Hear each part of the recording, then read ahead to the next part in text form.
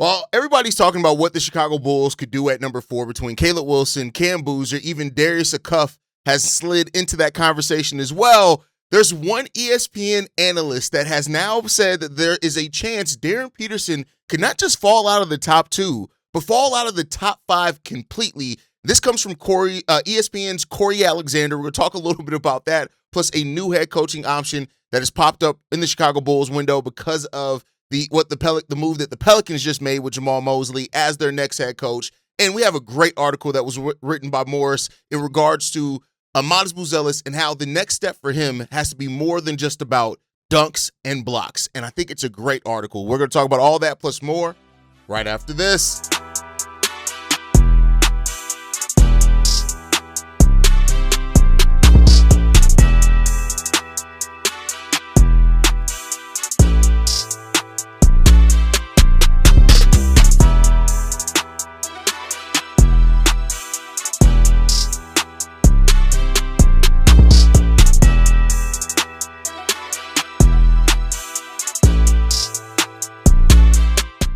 What's going on, Bulls fans? Welcome to another episode of Chicago Bulls Central, your number one spot for everything Chicago Bulls related. I'm the host there, Haize, but more importantly, you guys can follow the channel at Bulls Central Pod on every social media platform we happen to be on. With that said, make sure you guys also hit that subscribe button. Hit the subscribe button, y'all, because we're trying to get to 50,000 subscribers so we can be the number one subscribed Bulls YouTube page. So hit that subscribe button. Even if you're on the podcast side, go over to YouTube, hit that subscribe button. If you're on the YouTube side, go over to Apple Podcasts or Spotify and leave a review since you can't leave those here on YouTube. Help the channel grow on both angles. With that said, let's go ahead and get into this content for today. And the NBA draft is always a time where things are going to be overthought.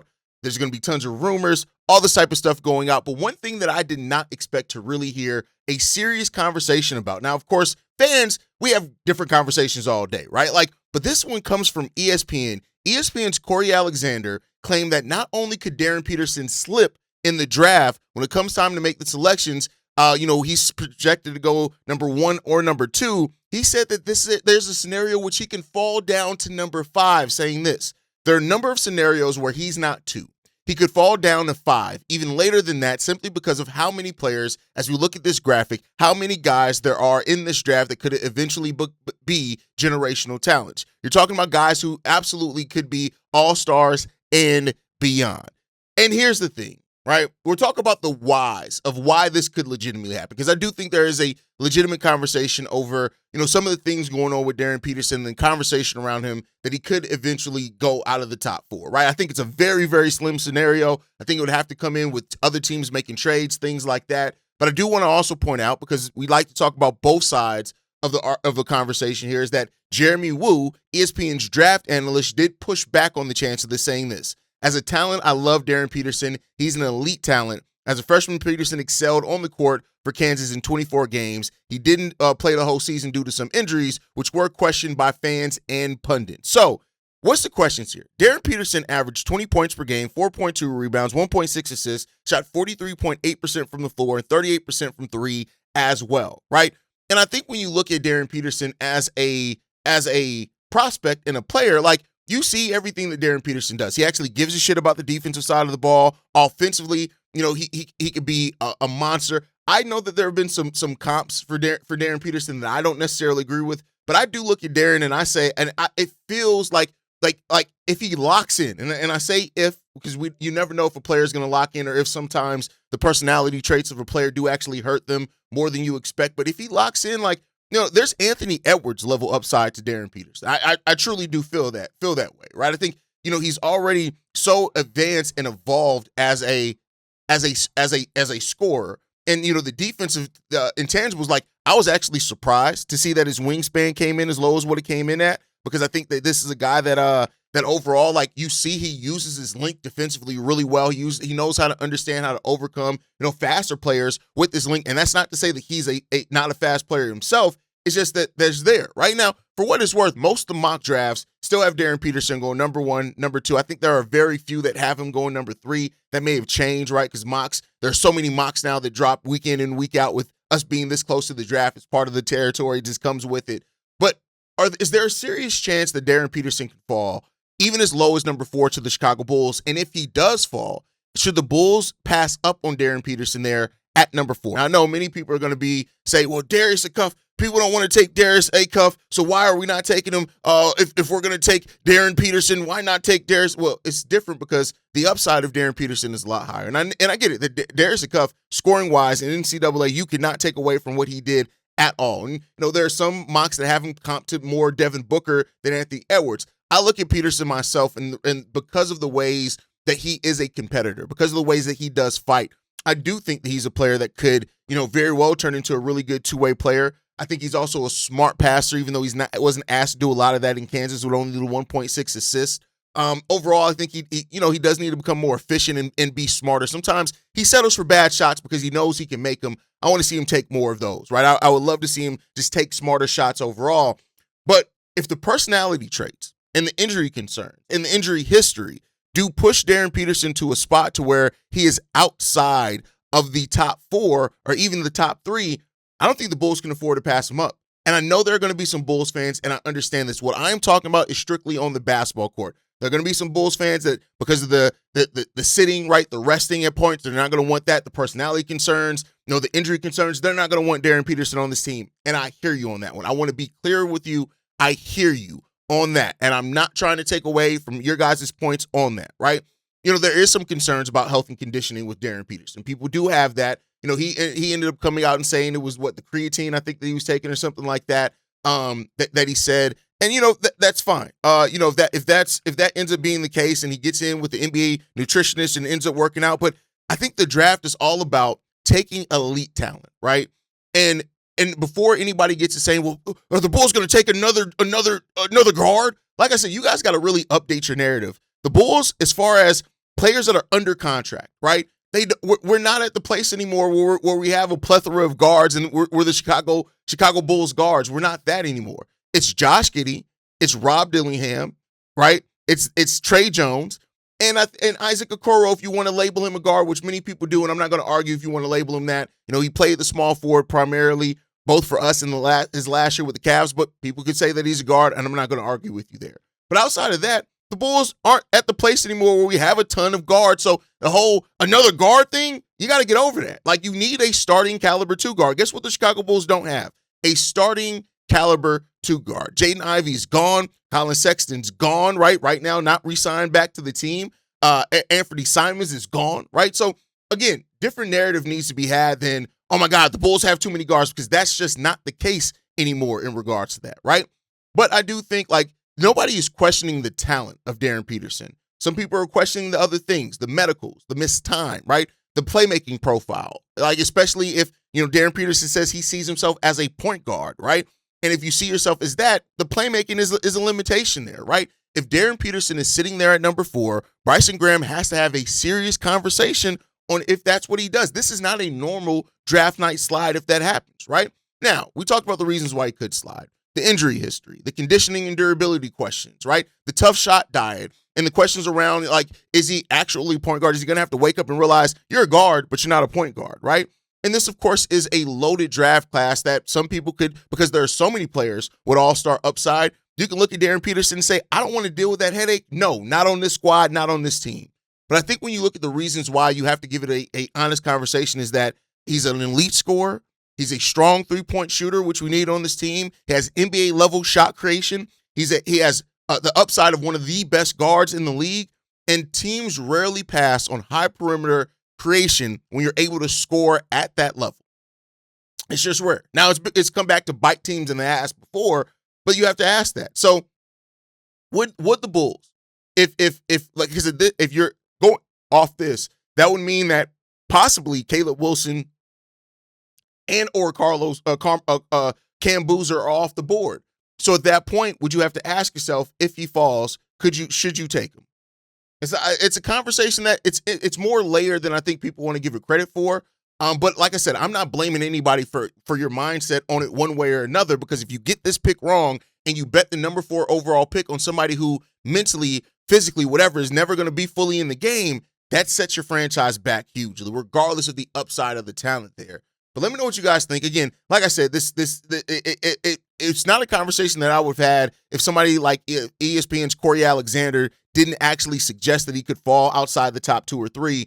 But let me know what you guys, if we're playing facts or cap with it, I'd say right now it feels like more cap than facts. Like it's just it feels like it's this conversation that's going around because, again, the top 4 conversation in this draft has been boring because it's been the same for primarily the last 3 to 6 months. So let me know what you guys think in regards to that one. A conversation that has popped up in Bulls community that I actually didn't expect to be getting this much spin was is Jalen Duren, right? Shout out to my brother Jamal over on Bull Central, who both tweeted about it and he had an episode on it yesterday in regards to, Jalen Duren and his playoff struggles, and if this has created a situation and scenario in which the Bulls could legitimately get Jalen Duren from the Detroit Pistons. We thought throughout most of the season with Jalen Duren's regular season play that it's all but for certain that the Pistons are going to match any deal that he gets, and I think that that's still a possibility. I covered the Detroit Pistons over on NBA Central. I'm doing a post-mortem on each and every team there. But I think this, right, when you look at Jalen Duren, is that his regular season is too good to be ignored. And I get it that his playoffs also were so concerning that they can't be completely ignored either, right? So I want to be clear on this. I once again, much like the Darryn Peterson conversation, understand both sides of it, right? But my thing is this, is that if you are the Chicago Bulls, you haven't even gotten to the point of being a playoff team. So, my mindset is always when people are like, but what about the playoffs for a player? It's like, okay, but first you have to become good enough to get there before you really have the capability of saying, oh my God, we can't, well, this guy, he shrinks in the playoffs. Yeah, but he played great. And I'm sorry, I'm not going to completely overlook 82 games worth of work because of a rough playoff run for a young player that very well, we've seen young players have rough playoffs before and be able to work itself out of it. Now, I will say this, like there are some legitimate scheme things that you were able to, that you saw were able to happen with him that you're like, okay, is this scheme thing ever going to change, right? They wanted him to attack on the short roll. It didn't really happen. He's in the Eastern Conference, so there's the point of that. But there's still a guy that averaged almost 20 and 10 last year at 19.5 points and 10.5 rebounds. Shot the ball 65% from the field. Also averaged almost a block per game, but his rim defense is so good because he stops people from getting to the rim. He made a really big step on both sides of the ball last year, did Jalen Duren. And so because of that, I do think, like much like with anything, is that you have to look at it if you go into this offseason and you have to be willing to explore that. Now, I think should the Bulls give him the full max at 4 years?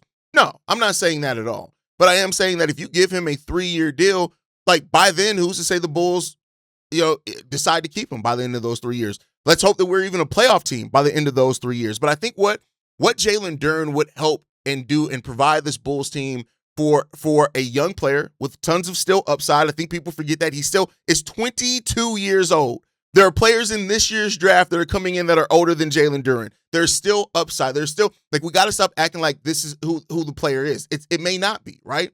But I do think this, right? The Bulls are going to explore restricted free agents. And Jalen Duren is one of those names. He's one of those names there. Walker Kessler, Mark Williams, there are other names there. Now, I don't think that the Bulls should overspend recklessly on Jalen Duren, right? But they are not in the same position as Detroit. Detroit has to ask what gets them to the next step of being able to make an Eastern Conference Finals and pull them on a deep playoff run. Chicago can risk it, and they're in the place now where they can bet and say, hey, let's see if he becomes an even better player over these next 3 years that learns how to perform better in the playoffs, that learns how to lock in better. I think the Bulls are in that place ready to do that. That's just my personal opinion. That is the benefit of where the Bulls are right now on the ground floor. As Bryson Graham said, you have the time and opportunity to invest in players and see if they can get over the hump some. It's not our money. And at the end of the day, you got to spend the money, right? You have to spend the money. Now, I'm not going to argue somebody who says, well, I'd rather spend that on Walker Kessler. Or I'd rather spend that on 3 years of Mark Williams, even though Mark Williams has been very injured over his career. I'd rather spend that on Peyton Watson, right? Like, if you want to say that this isn't an if or other thing, but I'm saying that if the Bulls, when they get to restricted free agency, and reportedly there's a lot of these restricted free agent deals that are kind of already agreed on behind, so you're not going to see a lot of these guys really be out on the market once it opens up because this isn't a big unrestricted free agent market. So teams are going to lock in with their restricted free agents pretty early on. I'm not mad at the Bulls taking a shot at Jalen Duren. I'm just not. Again, I don't think that you can pay him like he's the savior of your franchise, but at the same time, I'm not at the place where I could say that you can completely overlook it. The Bulls sit in a position where over the next 3 years, and again, it'd be completely different if Jalen Duren also had a bad regular season, but he did not, right? And so when you're weighing that, I'd be willing to invest in a 22-year-old player can become more like what he did consistently during the regular season than a rough playoff stretch where the Detroit Pistons were outcoached, out-schemed throughout really both series in a large way. They were able to come out that first round, but even then there were some scheming and coaching issues there. So that's where I sit with the Jalen Duren conversation with it. I'm not going to argue with a bunch of people. Like, your thought process is right on it regardless of what it is. So I'm going to throw this to a different angle, right? If everything's even, right, and the Bulls have all these restricted free agents that they can offer, let's say all these guys are willing to sit down and take an offer sheet from the Chicago Bulls with Jalen Duren, Peyton Watson, Walker Kessler, Mark Williams. Who is the guy that you would go after in regards to that you would be willing to give a 3 or 4 year deal to come to this team? Because I say this, and I said this on yesterday's episode, cap space is only valuable in how you use it within your discipline, right? And you don't want to chase things. You want to chase, if you're chasing anything, it's fit, not the headlines. Don't chase that, oh, we were able to get this marquee free agent if it's not a fit for what you want to do as a team. Jalen Duren at 22 years old and a team that's already in evaluation mode and hoping that players are going to continue to excel, grow, and develop, I think they're in a spot to be able to do that with a Jalen Duren. But I wonder from you guys on this one, who would you like to see the Chicago Bulls target if it's not Jalen Duren? Out of those restricted free agents that we mentioned, who's your favorite? Who do you think the Chicago Bulls should spend their time and lock in their money? Because keep in mind, with restricted free agency, your money's locked in until the team either decides to match or not match the contract, which I think now it's 3 days. It used to be like a full week. Now I think it's 3 days that they have to decide on what they're going to do. But let me know what you guys think on that part down below. With that said, let's move on. A lot's been made about the Chicago Bulls head coaching search, which has been relatively quiet, even going into this week. It's now Tuesday, still at the beginning of the week, but we really haven't heard much as far as interviews, candidates, or anything else, right? And with Jamal Mosley now going to the New Orleans Pelicans, James Borrego is now available and could become a realistic option for it, right? And namely, this is built around the fact that James Borrego and Bryson Graham both were in New Orleans for a little bit of time. They overlap some there, right? I think even in the role that Bryson Graham had, he may have been on the decision committee that actually decided. I say may, I don't know for sure, right? But there is a history there now, right? And I look at the James Borrego as a head coach, and I say this, right? If you go James Borrego as your head coach, to me, that's you signaling that we don't think that this guy's the coach of the future. We think that this guy's the coach now while we're going through the evaluation process of this roster. And when we get to the point of feeling like we're ready to be a consistent playoff team, it's probably going to be a different coach leading it by that point in time. That's my personal opinion. I don't look at James Borrego and I say that he's some huge ceiling or floor raiser in regards to it. Now, for what it's worth, he coached in Charlotte. He coached in Charlotte for 5 years. He coached in New Orleans for 1, right? And his last season in Charlotte was 2021-22 season. He took then those 3 seasons off before coming to the New Orleans Pelicans. He has a career winning percentage of 42% and only 1 year being above 500. That was his last year in Charlotte, where they went 43-39. So there you go on that part of it, right? James Borrego is, it would feel so safe to me, right? And again, Graham, of course, has already hired people that he's had personal and professional connections with AC Law and others. So we know that, right? I do think that James Borrego, if you're talking about any positive about James Borrego, his offensive development has been looked at as one of his best coaching, his coaching profiles, right? One of the best qualities as that he does as a coach is that he does raise the offensive ceiling for a team, right? The question is that we've heard, and Bryson Graham said himself, that he wants a more balanced two-way coach. And I don't think that really fits what James Borrego is as a head coach, right? He makes sense as a name and as a link to Bryson Graham, but the real question comes in is, does he fit the identity that Bryson Graham wants for this team specifically? And I think that's the layered part of the conversation here, is that not every coach fits the makeup of that specific team and the direction of that team, right? And again, we don't really know a lot about the direction, so to say, a lot now either, but that would be the ultimate question. James Borrego, to me, like I said, would seem like a very safe choice when you have guys like Chris Quinn, Sam Cassell, Johnny Bryant, Rajon Rondo, right? Those guys out there. It felt like an overly safe bet, but sometimes safe is right. Sometimes, right? And that's all I can say in regards to that one. But let me know what you guys think down below. James Borrego as a potential head coaching candidate for the Chicago Bulls. Let me know what you guys think down below. Moving on from that, last topic of the day before we get up out here is that there was a great article, amazing article written by my boy Morris over on Pimp It Ain't Easy. Shout out to him there. Morris Bankston wrote this article. And the title of this article was Modest's Path to Stardom Requires More Than Dunks and Blocks. And I agree with that, right? And the reason why the reason why I was so drawn to this article is that, the next step for Modest is becoming a two-way player, a truly, really good two-way player, right? Of course, Modest Buzelis' usage increased in the second season. The blocks and dunks were exciting. They get the fans involved, especially in games, those type of things. They're not enough, right? I think when you look at it, where Modest needs to grow, and what Morris points out here is that he has to grow as a defensive rebounder. Absolutely, right? He has to improve in his shot contesting. That's absolutely. And that's not just block shots, but in contesting shots, getting a handout on players, using that length that he does have, using the athleticism that he has, right? And I think, of course, like the long-term decision on him being a wing, a small forward or power forward definitely matters in the way that those skills develop for him as well. And you can't overlook that. But I think that, what Morris is pointing out here is that Modest's rise is directly linked to what his defensive ceiling is. We know what he can be offensively, and that's great. But how much can he really, truly grow as a defender? There's that stat that came out, late last year that as an on-ball defender, Modest Buzelis is one of the best. And that's great. It shows progression. But on-ball defense is much like off-ball defense is only one side. If you can get completely blown up in off-ball defense because of a lack of awareness or skill, it's as much of a detriment as if you weren't a good on-ball, especially with the growth of players coming off ball, coming down off screens, those type of things. And that's what you look at when you come down, when it all comes down to it. So we know that Modest has the potential. Modest needs to lock in. The more that Modest becomes a legitimate two-way threat and two-way player for the Chicago Bulls team, that is really what's going to determine the overall ceiling from a Modest Buzelis. And, Modest has a lot of work that he still needs to put in to become he's nowhere close to the final version of himself. I want to be clear on that one. This is more so a thing to say that as he continues to progress, right, it's good. His block percentage is ranked in the top 20 of the NBA. It's really good for both his rookie and his second seasons. Those are excellent when it comes down to it. He throws a block party, and this is a quote from Morris's article, like it's a 4-day weekend. That's a great quote from Morris, by the way. So it's there, right? And so he also finished, of course, as the Bulls' number one player in terms of minutes played, yet he finished fourth in defensive rebounding percentage at 17.3%, right?